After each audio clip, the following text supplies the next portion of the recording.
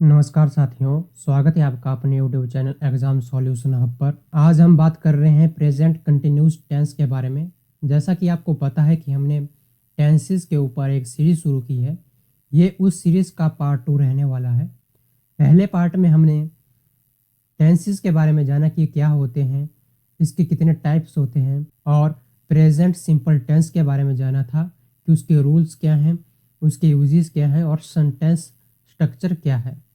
इस वीडियो में भी हम प्रेजेंट कंटिन्यूस टेंस के रूल्स, स्ट्रक्चर और यूजेस के बारे में जानेंगे। तो चलिए वीडियो को शुरू करते हैं। सबसे पहले बात आती है कि हम प्रेजेंट कंटिन्यूस टेंस को कैसे पहचानेंगे। तो इसकी पहचान इस प्रकार होती है कि जिन भी सेंटेंसेस के अंत में रहा है, रही हैं और रहे हैं आता है, उन्हें हम प्रेजेंट कंटिन्यू टेंस कहते हैं। ये तो हो गई बात कि हम इसकी पहचान कैसे करेंगे। अब हम बात करते हैं कि इसके रूल्स क्या हैं।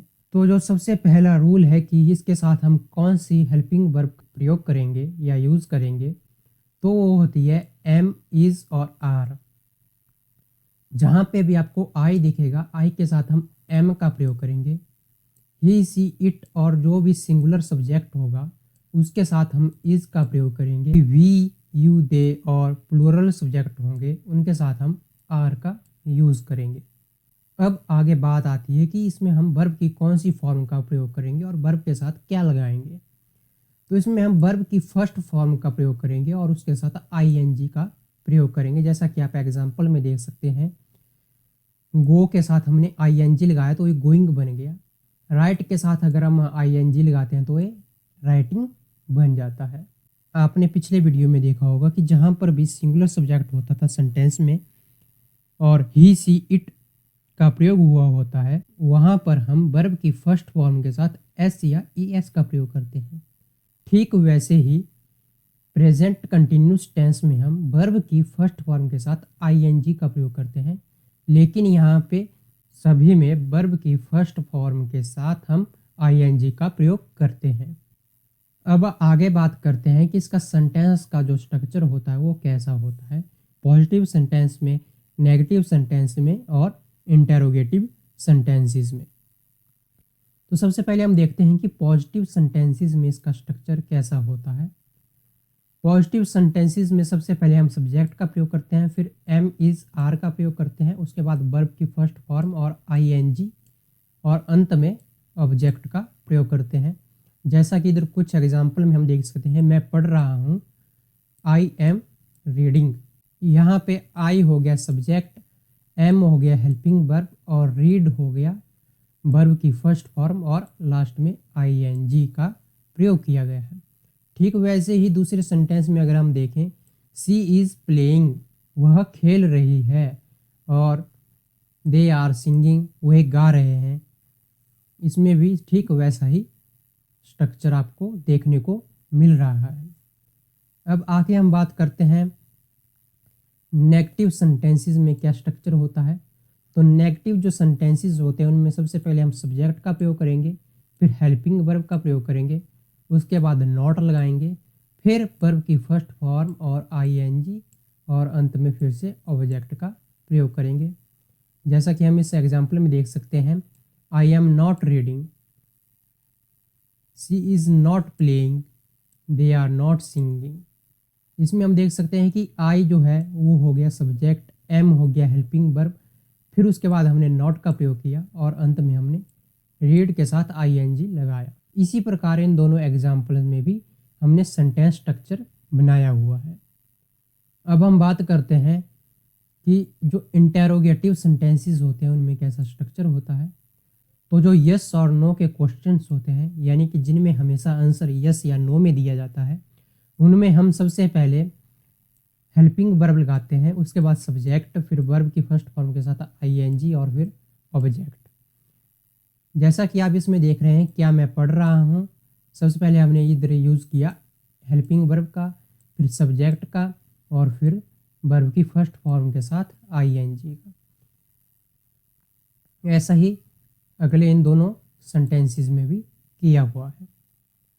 अब देखते हैं जो WH वाले क्वेश्चन होते हैं, यानी कि WH का मतलब हो गया बट, वेयर, व्हेन, जो इस प्रकार के क्वेश्चन होते हैं उनमें सेंटेंस स्ट्रक्चर क्या रहता है।